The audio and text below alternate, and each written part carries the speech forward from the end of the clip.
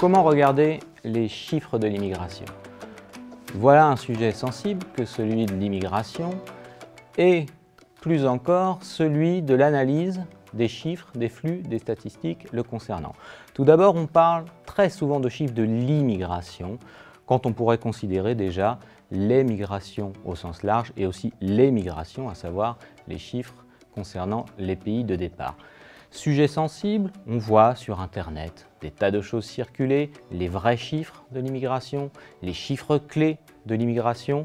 Pour quel usage en fait? Pour quelle action? Je voudrais prendre deux exemples pour illustrer des interprétations différentes de ces chiffres qui concernent la France.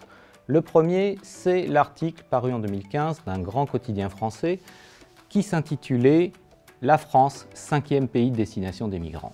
À la lecture de ce titre, au regard du graphique, on comprend que la France s'affiche dans le top 5 mondial de l'accueil des migrants.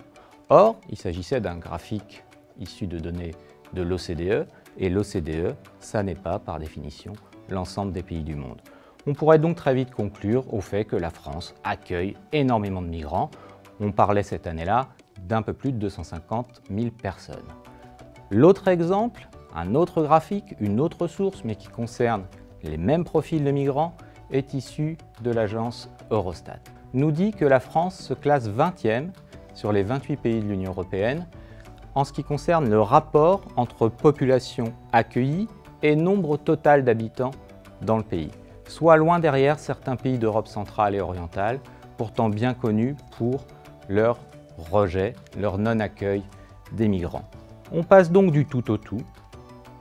On peut conclure, dans un cas comme dans l'autre, à un pays, la France, qui accueille beaucoup, trop diront certains, ou qui accueille peu, pas assez, diront d'autres. Et enfin, pour conclure, il faut tout de même rappeler que derrière ces chiffres, derrière ces statistiques, derrière ces flux, on parle d'êtres humains, d'hommes, de femmes et d'enfants avant toute chose.